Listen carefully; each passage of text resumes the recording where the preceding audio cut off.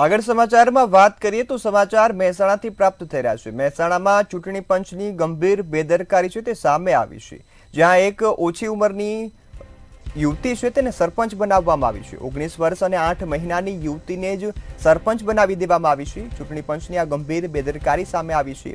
ગિલોસણ ગામમાં યુવતીને સરપંચ બનાવી દીધાની આ ઘટના સામે આવી છે। ત્યારે સરપંચ પદ માટે 21 વર્ષની ઉંમર હોવી એ જરૂરી છે, પરંતુ હા યુવતીની જે ઉંમર છે તે 19 વર્ષ અને 8 મહિના જ છે। ત્યારે અફરોજ બાનુ નામની જે 19 વર્ષની યુવતી છે તેને સરપંચ બનાવતા હવે આ મામલો છે તે સામે આવ્યો છે। ત્યારે 19 વર્ષીય યુવતીને સરપંચ પદ માટે ફોર્મ ભર્યું હતું। આ ફોર્મમાં જે પાસ પણ કરવામાં આવ્યું। યુવતીના આધાર કાર્ડમાં 8 ડિસેમ્બર 2004 જન્મ તારીખ લખેલી હતી। સાથે જ યુવા સરપંચ સન્માન સમારોહમાં આ સમગ્ર જે ભાંડો છે તે ફૂટી ગયો છે। ત્યારે ખબર પડે કે યુવતીની ઉંમર ઓછી છે। જિલ્લા પંચાયત વિભાગે એલસી માંગતા માહિતી સામે આવી છે। અલ્પેશ પટેલ લાઈવ જોડાયા છે। જી અલ્પેશ, આ સરપંચને લઈ ચૂંટણી પંચની ગંભીર બેદરકારી સામે આવી છે, જેમાં યુવતીને 19 વર્ષ અને 8 જે મહિનાની ઉંમર છે ત્યારે જ સરપંચ બનાવી દેવામાં આવી છે। જી, શું વિગતો? જણાવ્યું કે ગિલોસણ ગામની અંદર જે યુવા સરપંચ હતા તેમને જે હતો તે ભાંડો ફૂટ્યો છે, અને જે હાલ સરકાર દ્વારા જે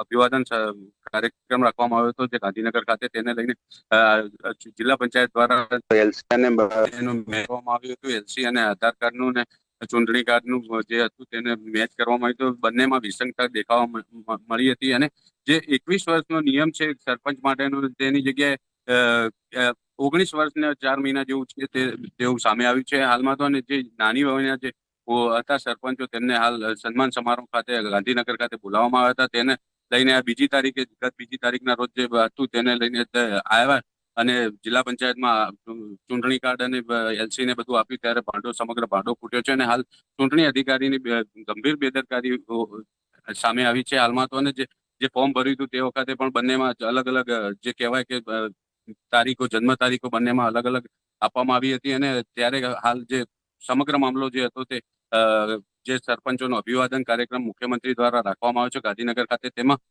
સમગ્ર ભાંડો સામે ફૂટ્યો છે હાલ તો। જી બિલકુલ અલ્પેશ, સંપૂર્ણ માહિતી બદલ આભાર।